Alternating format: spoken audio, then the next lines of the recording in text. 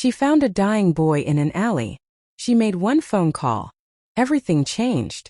Zara Okonkwo wasn't supposed to be on Franklin Avenue that night. There at County Hospital had been chaos. A 17-car pileup on the interstate had consumed every bed, every doctor, every ounce of her focus for 8 hours straight. She'd volunteered for the overtime, desperate to chip away at her mother's medical bills back in Lagos, where her younger siblings depended on her remote financial support. At 23, Zara carried the weight of a family on shoulders, still learning what it meant to survive alone in Chicago. The hospital had been a battlefield. Paramedics wheeling in stretchers faster than the triage nurses could process them. A woman with a compound fracture screaming for her children. A man with a crushed chest, his breathing labored, his eyes searching for hope that Zara couldn't provide. She'd worked 12 hours with no break, no bathroom reprieve, no moment to acknowledge that she was witnessing the edge of human fragility. The senior attending had pulled her aside during a brief lull around hour 9. Dr. Martinez was a woman who'd worked in emergency medicine for 23 years, who had seen everything the city could throw at human bodies, and she looked at Zara with something that might have been concern or might have been warning. "You can't save everyone," Dr. Martinez had said, watching Zara's hands shake as she tried to start an 4 on a trauma patient. "The ones you lose will haunt you, but the ones you save? They're why you keep showing up." Zara had nodded, swallowing the exhaustion that threatened to overwhelm her, and returned to the chaos. The money didn't make up for it. It almost did, but not quite. She cut through the alley not because it was smart, but because she'd done it 100 times before, and poverty doesn't grant the luxury of fear. The January cold bit through her scrubs. She'd forgotten her coat in her locker during the chaos of triage, hadn't even thought to retrieve it before rushing out of the building. Her hands were raw from the hospital's industrial soap, her feet ached from standing on concrete. Her mind was already calculating the deposit she'd make tomorrow. Another $2,000 toward her mother's treatment. The alley smelled like garbage and desperation, like every alley in this neighborhood. A mixture of rotting food, human waste, and the particular odor of poverty that Chicago's wealthy neighborhoods never acknowledged. Streetlights flickered overhead, casting shadows that moved like living things. Zara had learned to walk quickly through these spaces, to keep her head down, to make herself invisible. That's when she saw him. Not a pile of clothes, not discarded garbage. A boy.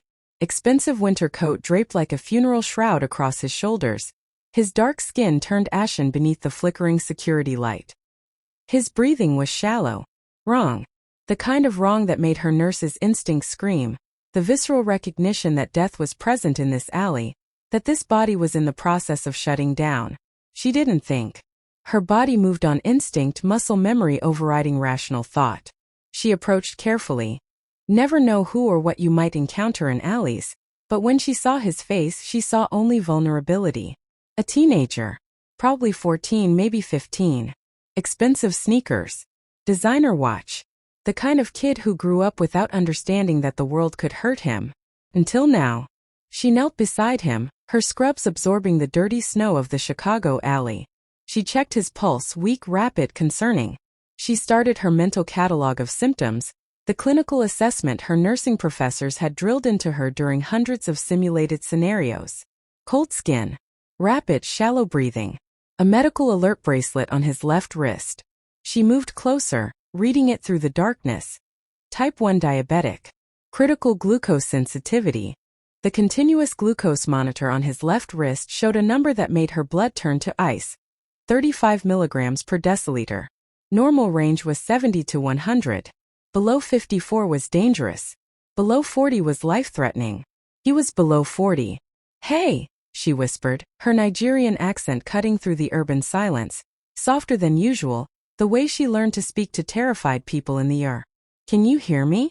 Don't move. I'm a nurse. You're going to be okay." His pupils were dilating. Hypoglycemic shock. The brain was already suffering from glucose deprivation. If she didn't intervene in the next 5 minutes, he'd seize. Then brain damage. Then death. The cascade was inevitable once it started.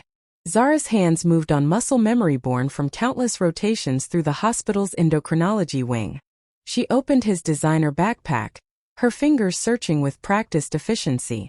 She found the emergency kit, Pristine, professionally organized, probably cost more than her monthly rent, and located the glucose tab dispenser. She placed 2 tabs under his tongue, supporting his head, keeping his airway clear. Then she waited. 30 seconds. 60 seconds. His face was still gray. She was starting to consider her options. Would anyone in this neighborhood have a phone? Would 911 actually help in a place like Franklin Avenue? Would they even care about a kid like this? When his breathing began to change, deeper, more regular, the immediate crisis beginning to resolve, that's when she noticed the phone. Premium. Obscenely expensive. The kind of phone that probably cost more than her entire wardrobe. The lock screen showed only one emergency contact, displayed in bold white letters. Father. Not a name. Not Dad. Not even Papa. Just that single word, like a title worn by someone too important for names. Someone so powerful that they didn't need to be called anything else. Zara hesitated for exactly 2 seconds. In those 2 seconds she weighed the options. Call an ambulance and watch this kid die, while waiting for help in a neighborhood where ambulances took 20 minutes minimum.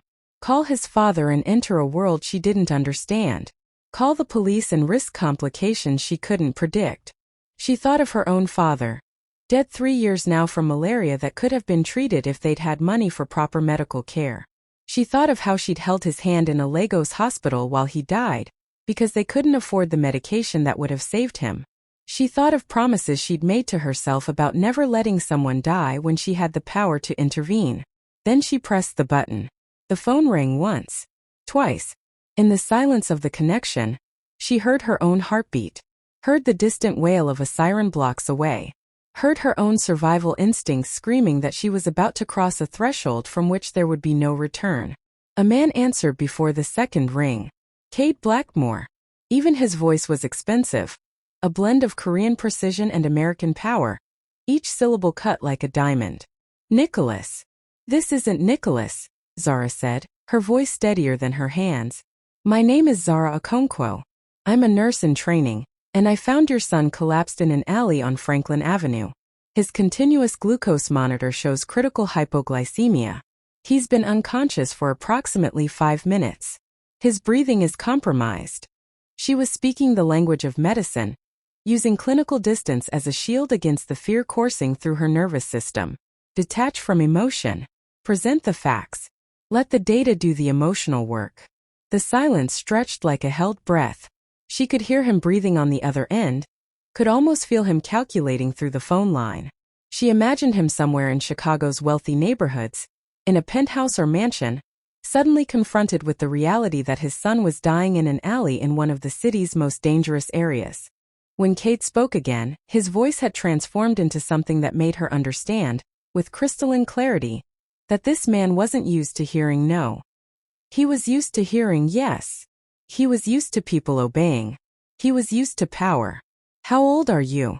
23. Alone. Yes. You should be running. He'll die if I do, Zara replied simply. His blood sugar is too low. He needs more glucose. And he needs someone to stay with him until. Stay exactly where you are. Don't move. Don't run. Don't call anyone else. I'm 8 minutes away. The line went dead. Zara's rational mind was already running calculations.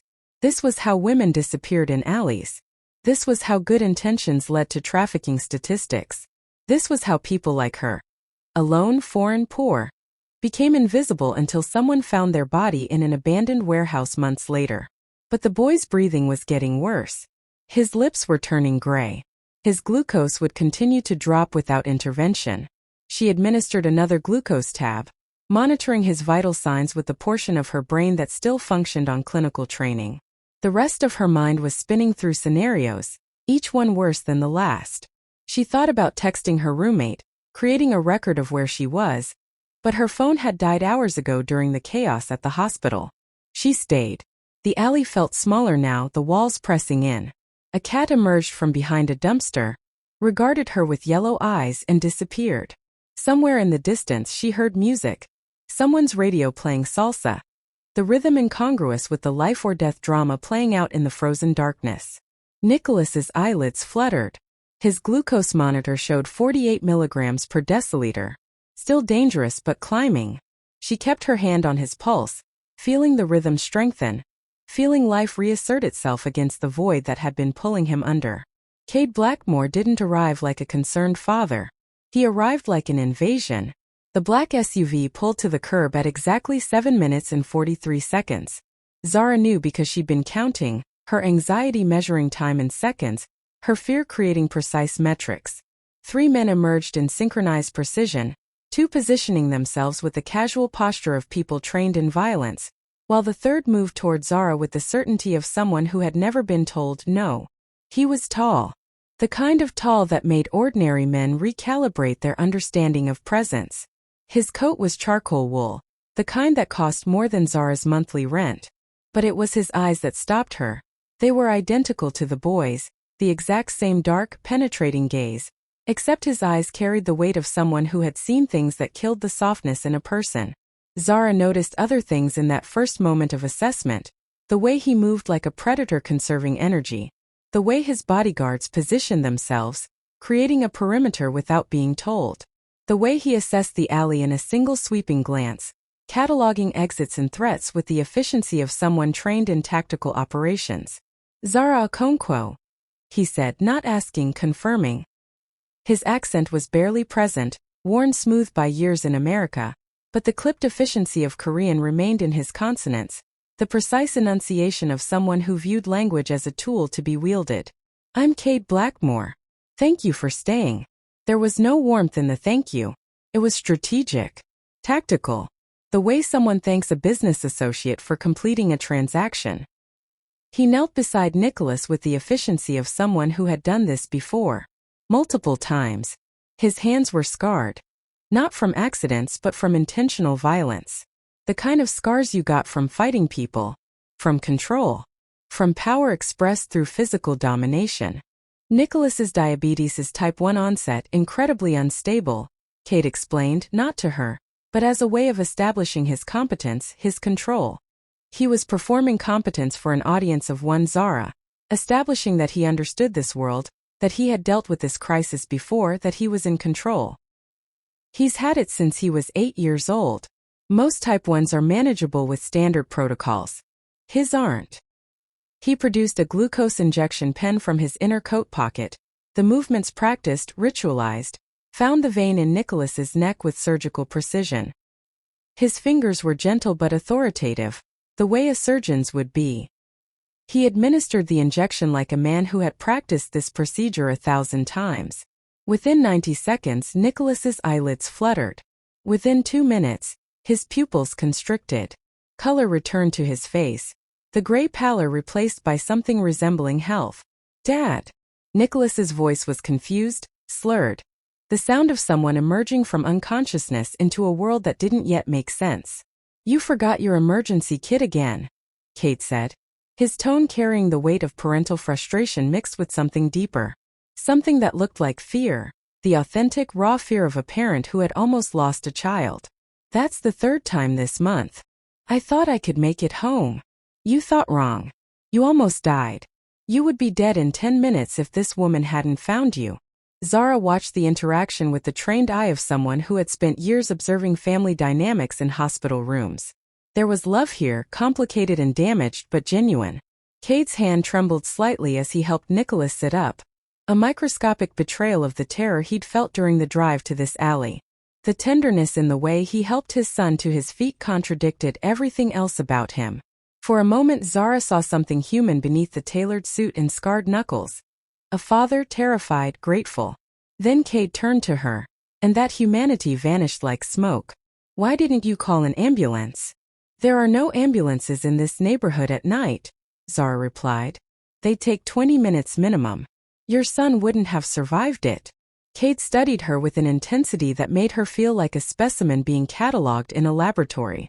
He was calculating something, weighing her, assessing her value like a businessman appraising an asset. You're not American, he observed. Nigerian. Lagos originally. And you didn't run. No. That's unusual.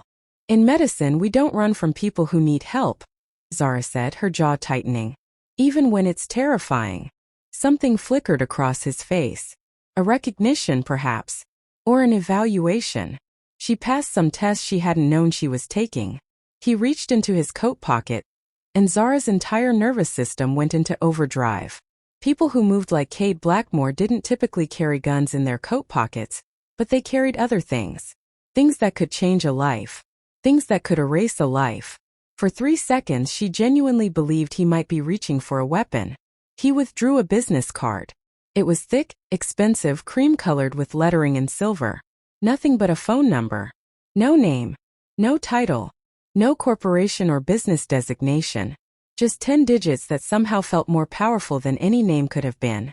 "Call this number tomorrow morning at 9, he said. "I have a proposition for you." "I don't need," Zara started. "You do," he interrupted, not unkindly. "Everyone needs something. I suspect you need it more than most." He placed the card in her hand. Her palm was shaking, though she tried to hide it, and walked back to the SUV. Nicholas, still groggy but conscious, looked back at her with an expression that suggested he understood something Zara didn't. A warning, maybe. Or a prayer. The SUV pulled away into the Chicago night, leaving Zara alone on the frozen sidewalk, the business card burning in her palm like it had weight, like it had consequence. She stood there for 10 minutes, unable to move, her heart still racing, her mind trying to process what had just happened. The card felt warm despite the freezing temperature. Felt alive. Her phone buzzed. A text from an unknown number. "You're being watched. It's for your protection. Go home. Don't speak about what happened. Call the number at 9. And Miss Okonkwo? Thank you for my son's life." Zara walked home through streets that suddenly felt different.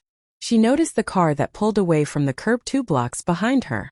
Noticed the man in the coffee shop window who seemed to be watching her reflection. The city had changed, or she had changed, or both. In her tiny apartment, her roommate was already asleep. Zara sat on her bed, holding the business card, understanding that she was standing at a crossroads. Tomorrow morning at 9, she could call that number and step into a world she didn't understand. Or she could ignore it, pretend this night never happened, continue her small, struggling life. She thought of her mother's medical bills, thought of her brother's diagnosis, thought of Dr. Martinez's words. "The ones you save? They're why you keep showing up." She set an alarm for 8:45 a.m. The Blackmore residence wasn't a house. It was a statement of power made manifest in stone and glass. Architecture as intimidation, wealth as weapon. The gates opened as Zara's ancient Honda pulled into the circular drive, as if they'd been expecting her. Because she realized with a chill they had been watching. All night. All morning. Security cameras positioned throughout the city had tracked her movements from the alley to the hospital parking garage to her apartment to this moment. A security guard checked her ID at the gate. The only moment of doubt appeared in his expression when he saw her information. Temporary resident visa. Employment authorization pending. Graduate of a community nursing program. His jaw tightened slightly, as if assessing whether she was worth admitting. She was admitted. The driveway curved through manicured grounds that looked like they required a full-time staff to maintain. Zara's Honda looked like a refugee from a junkyard parked beside the fountain. An ornate marble structure featuring what appeared to be a Korean dragon, water cascading from its mouth in an endless loop. The mansion's interior was all marble and mahogany, the kind of wealth that didn't need to announce itself. The entryway alone was larger than her entire apartment. A woman introduced as Mrs. Chun, the housekeeper, met her in the foyer with tea that smelled like jasmine and power. She was probably in her 60s, with the kind face of someone who had learned to survive in this household by becoming invisible. "Mr. Blackmore is ready for you," Mrs. Chun said gently, her accent suggesting she was originally from Taiwan or mainland China. "He's in his study. Second door on the left." As Mrs. Chun guided her through the hallway, Zara noticed details. Family photographs in expensive frames, showing Nicholas at various ages. A woman who appeared in the early photos but disappeared after Nicholas turned 12. The same woman whose absence felt like a wound in the house's architecture. "That's Mrs. Blackmore," Mrs. Chun said softly, noticing Zara's gaze. "She passed 3 years ago. Mr. Blackmore hasn't removed the photographs. I think he needs the reminder." Zara's hands were shaking as she walked down the hallway. She'd made a decision at 3 a.m., staring at the ceiling of her shared apartment in a building that regularly lost heat in winter, that she would refuse the offer. Whatever it was, whatever Kate Blackmore wanted, it would come with a price she couldn't afford to pay. But her mother's hospital bills were $47,000 and climbing, and her youngest brother had just been diagnosed with sickle cell anemia. And winter in Chicago was coming, and her apartment's landlord had already warned about the rent increase. And she was tired, so impossibly tired of struggling. So she walked into the study. Cade was on a video call, speaking rapid Korean into a headset. He didn't disconnect. Instead, he held up one finger, wait, and continued his conversation, speaking in a language Zara didn't understand, though the tone suggested he was explaining a decision that others disagreed with. She heard shipment and Donovan and what might have been resolved, but mostly the words were incomprehensible. The meaning, however, was clear. This was a man accustomed to making life-altering decisions, to having his orders questioned by people beneath him, to wielding power without apology. The study itself was a revelation. Floor-to-ceiling bookshelves filled with volumes in multiple languages. A desk that looked like it had been carved from a single piece of dark wood. Windows overlooking gardens that suggested an army of landscapers. And on one wall, a painting Korean traditional depicting what looked like a family ancestral ceremony. When he finally hung up, he turned to her with the full weight of his attention.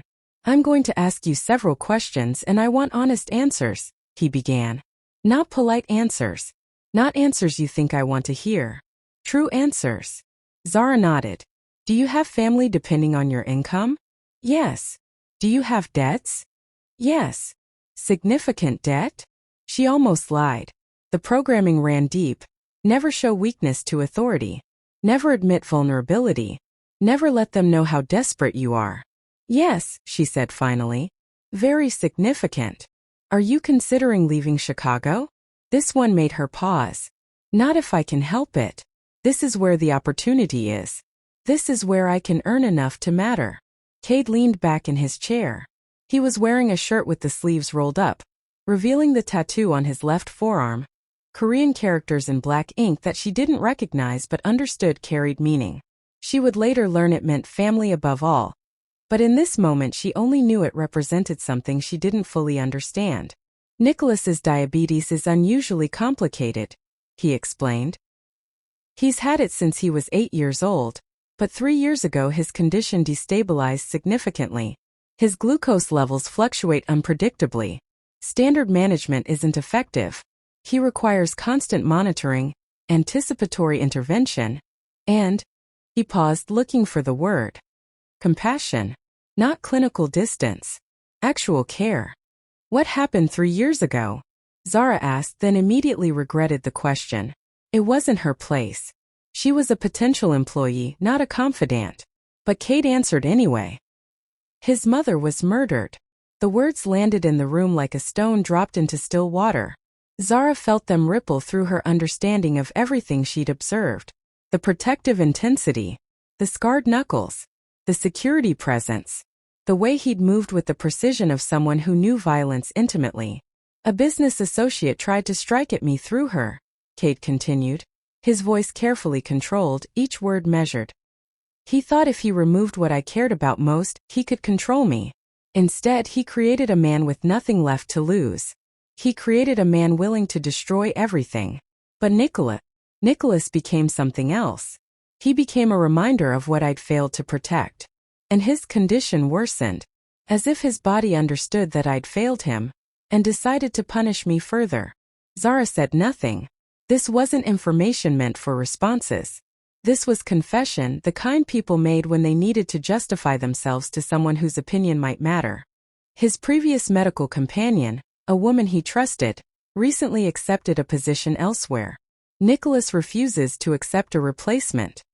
He's volatile, difficult, and he's currently in significant danger, not just from his condition but from. He paused again, calculating how much to reveal. "Other factors in my life." "What kind of factors?" Zara asked. "The kind you don't need to know about unless you accept my offer," Kate replied. "But you need to understand something, Miss Okonkwo. If you take this position, you will be embedded in a world that doesn't follow the rules you're accustomed to. A world where danger is not theoretical, where consequences are real, where the decision you make in the next 5 minutes could fundamentally alter the trajectory of your life. Zara's mouth was dry. What's the offer? Live here. Be Nicholas's medical monitor. Manage his condition. Accompany him to school, medical appointments, and certain social functions. $180,000 per year, plus housing, food, and education support. You can continue your nursing degree through an accelerated program I've arranged. Upon completion of the contract, 2 years minimum, you'll have $360,000 in savings, plus full sponsorship for permanent residency status in the United States. The number was obscene. It was generational wealth for someone like her. It was the answer to every prayer she'd whispered to a God she wasn't sure was listening anymore. It was also a trap, and she knew it. But it was a trap with a door she could actually open. Why me? Zara asked. You could hire anyone. Someone with more experience. Someone less complicated. Because you didn't run, Kate said simply. Because you made a medical assessment in an alley at night, alone with a stranger, and you did your job. Because the most valuable trait in my world isn't credentials. It's moral character. It's knowing someone won't sell out when pressure arrives. It's recognizing that some people are incapable of abandoning someone in need. He leaned forward, his eyes boring into hers. I need to know Nicholas is safe. Not with someone hired for a paycheck.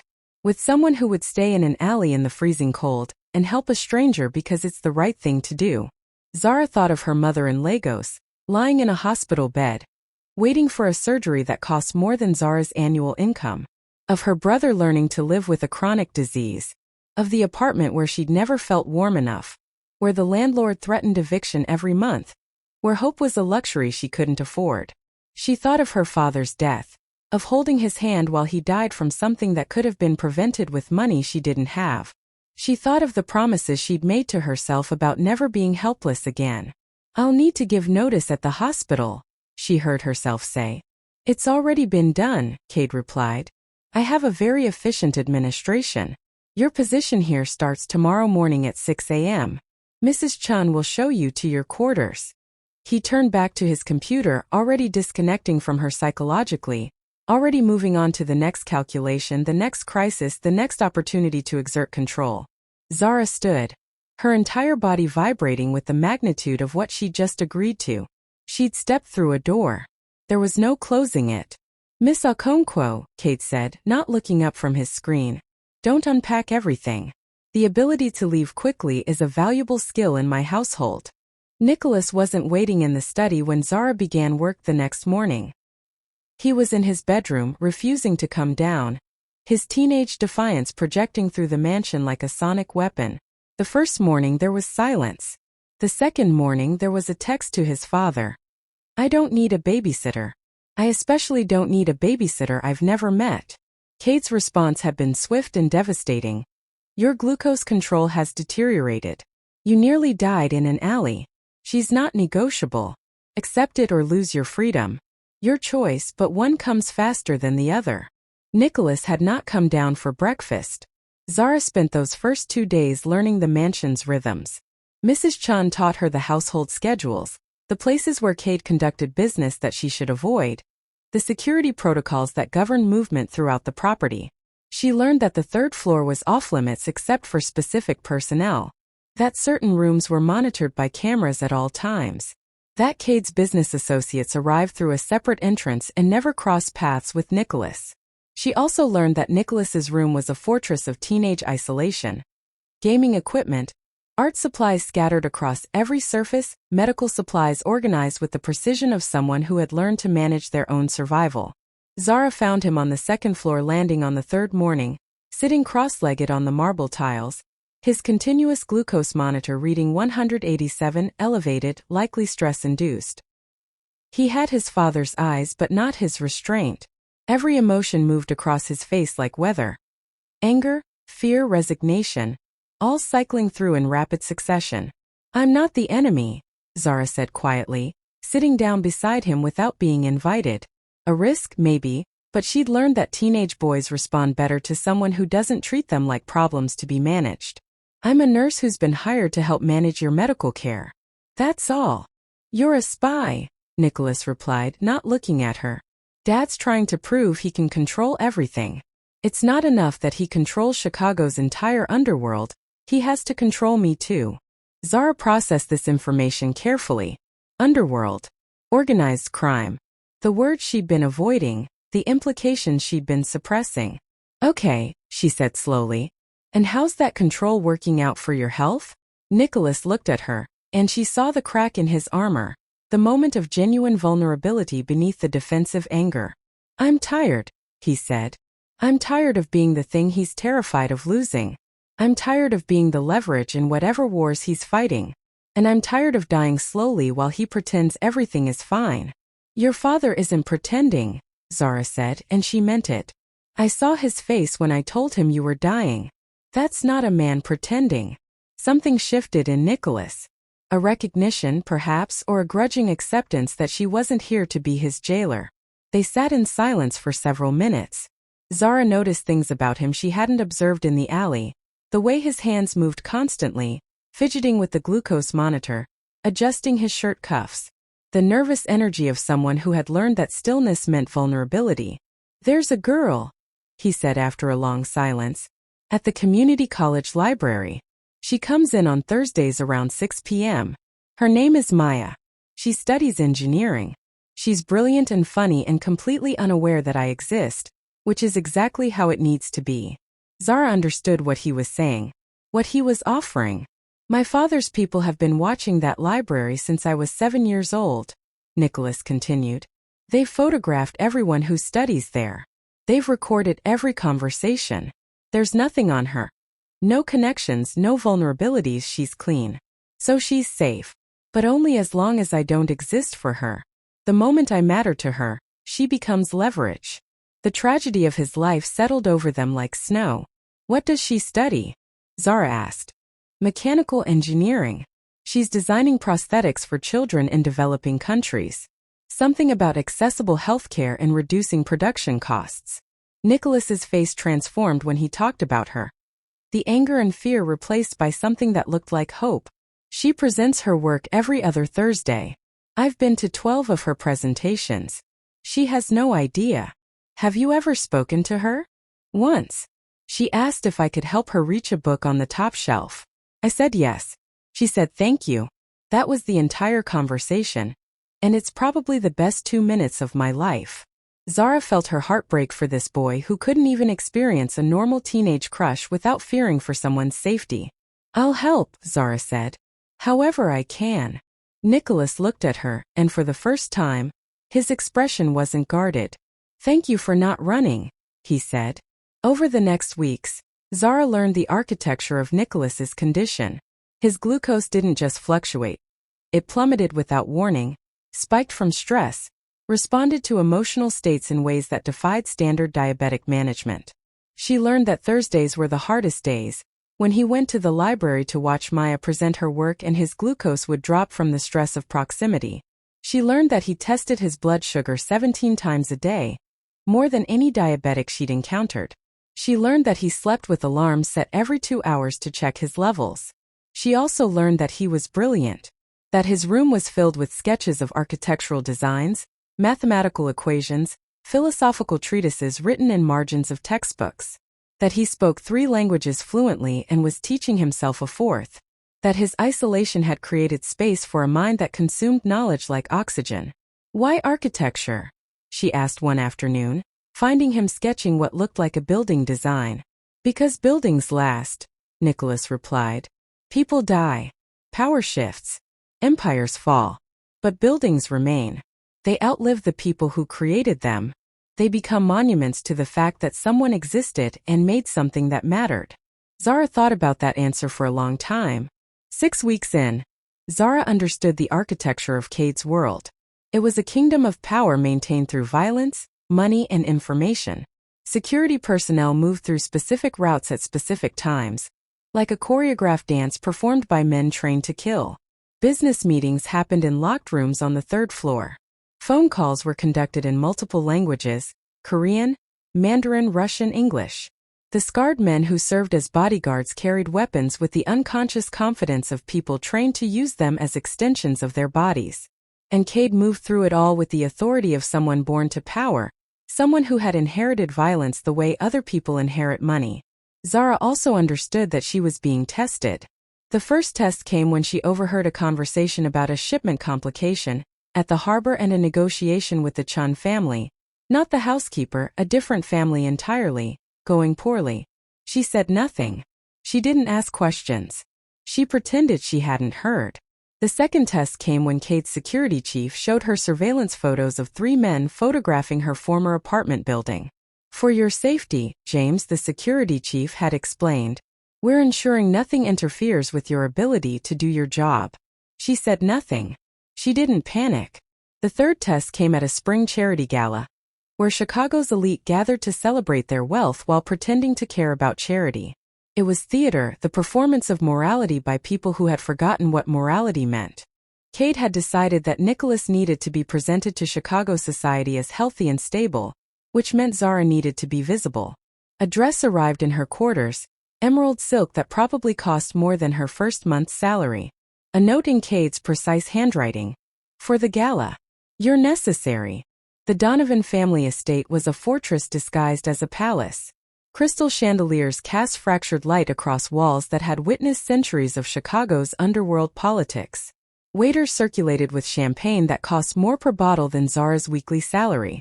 Chicago's elite circulated like sharks scenting blood in the water, hunting for advantage, for weakness, for anyone who might be leveraged in their endless game of power.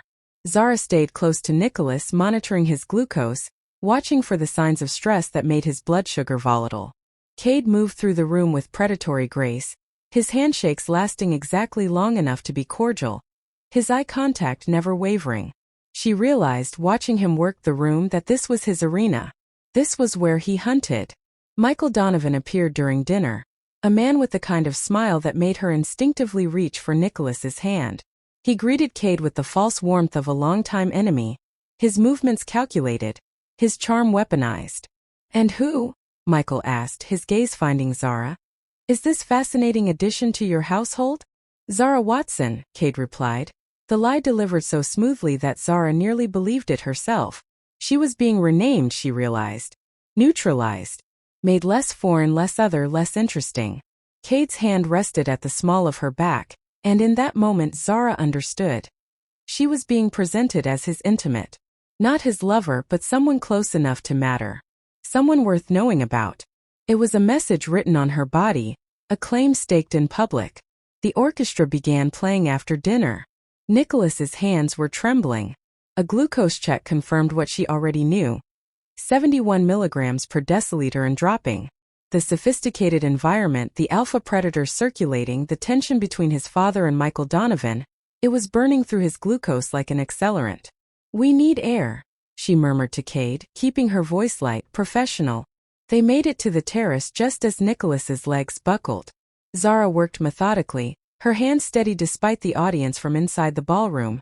The other guests had noticed the young man's collapse, and they were watching with the hungry intensity of people witnessing scandal in the making.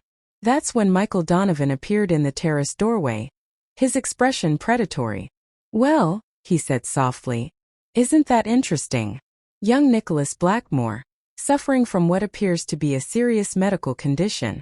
I wonder how many people would find that detail valuable. Cade's body went very still. The transformation was barely visible. A shift in his breathing, a tightening of his jaw, but Zara recognized it from her jaw rotations. It was the body language of someone calculating how many people they'd need to kill. Get Nicholas to the car, Cade ordered, his voice smooth as silk and twice as dangerous. Now. The car ride home was silent except for Cade's phone calls, each one delivered in clipped Korean. Zara didn't understand the language, but she understood the meaning. Contingencies were being activated. Plans were being modified. Someone was going to pay. In the foyer, Cade turned to her with an expression that was somehow worse than anger. It was calculation. Donovan's men have already begun investigating your background, he said without preamble. Questioning your neighbors. Photographing your former associates. Accessing your medical school records. the apartment building, her study group, her faculty advisor. Why? Zara asked, though she already knew. Because you're connected to me, and in my world, connection is weakness. Cade moved to his study window, looking out at the Chicago skyline. Donovan believes that understanding you will give him leverage. That if he can find something in your past, something you're running from, someone you care about, he can use it to compromise me. My mother, Zara said quietly. My siblings in Lagos. They're vulnerable. They will be protected, Cade replied. I have associates in Lagos. Your mother will have medical care. Your brother's treatment will be funded. But understand this, Miss Okonkwo, you are now embedded in a war. There's no stepping out. There's no going back.